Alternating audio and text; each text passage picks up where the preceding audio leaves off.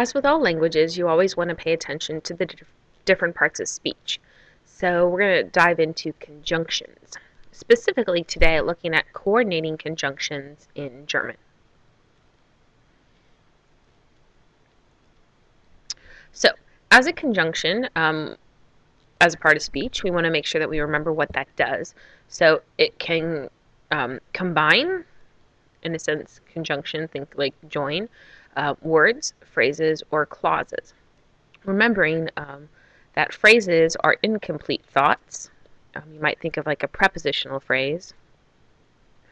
And clauses are complete thoughts. So clauses can be independent, meaning they stand on their own, or they can be dependent or subordinate, and therefore need to be joined to an independent clause. We'll dive into that a little bit later. Now, when we're looking at coordinating conjunctions in German, the word order of the clauses doesn't change, so it's not affected. It would be subject-verb, and then the conjunction, subject-verb, or the predicate part of the sentence. So the two main rules will make sense as we dive into some of these examples. So before we look at what some of the sentences are and how we can use coordinating conjunctions to combine words, phrases, and clauses, we want to make sure we know what the coordinating conjunctions in German are. So, aber, denn, oder, sondern, and und. Aber meaning but, denn for because, or for oder, but meaning on the contrary. We'll talk a little bit about the difference between aber and sondern, because there is a difference. And und, one of the more popular ones, and. So if you think about coordinating conjunctions and you have an English grammar background, you might remember the mnemonic device or the memory trick of the acronym FANBOYS. So for, and, nor, but, or, yet, so. Those are the coordinating conjunctions in English if you kind of want to make some comparisons. Noting that in German we're looking at 5. Aber, den, und, oder, sondern, and und.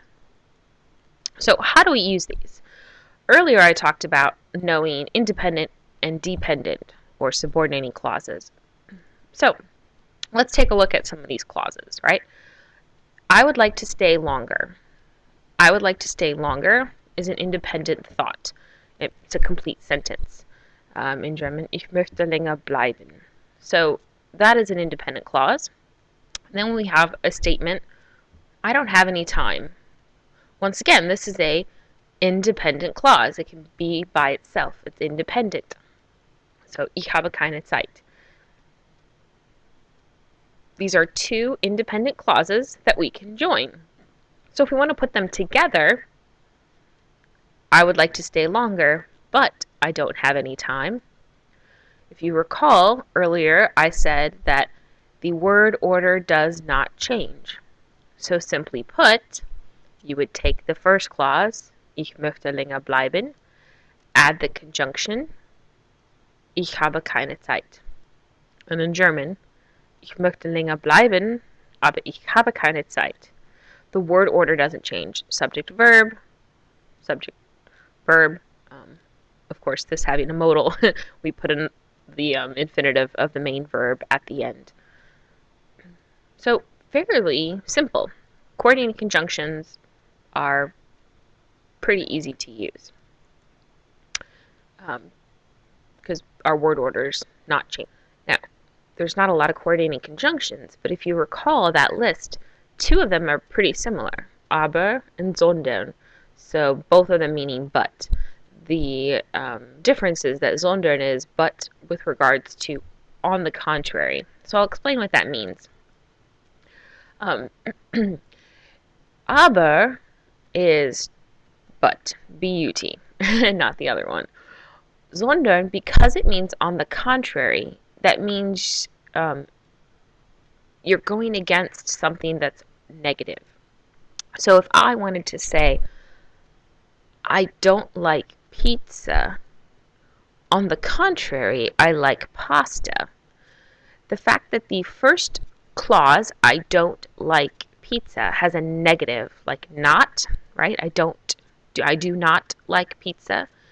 Um, we can say but. I don't like pizza, but I like pasta. And that's what sondern does.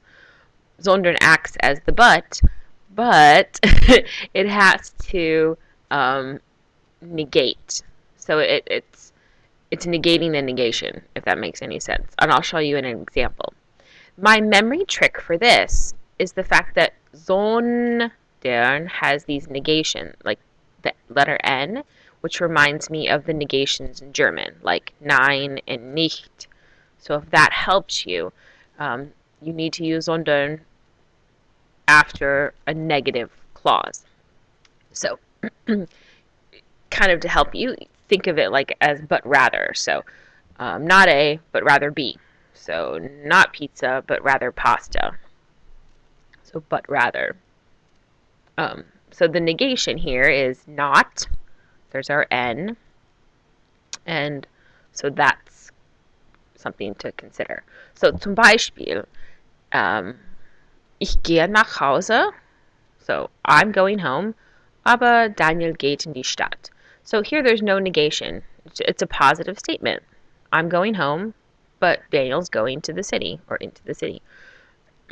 Ich gehe nicht nach Hause. I am not going home, sondern ich gehe in die Stadt. I'm not going home, but rather, or on the contrary, I'm going to the city. So here we use sondern for our but rather, on the contrary, because we have a negation that precedes it, so before it. Ich spiele Fußball, aber Daniel spielt Tennis. Ich spiele nicht Fußball, sondern ich spiele Tennis. Once again, we have a negation, and so we need the sondern instead of aber to be used.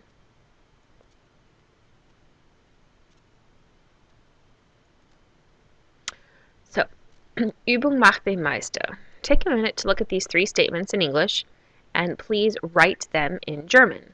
Note the coordinating conjunctions, or, but. Pause this video, write them out in German.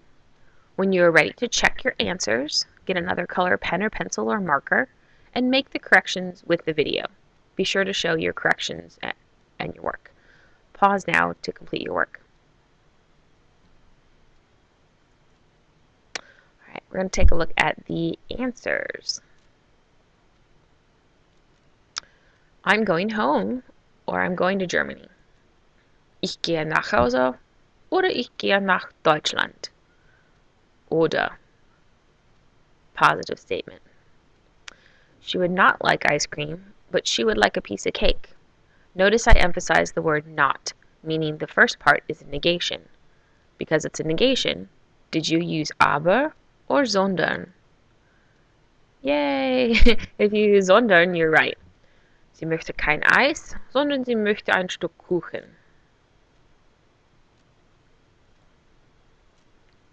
Sie fliegen nach Spanien, aber wir fliegen nach Frankreich.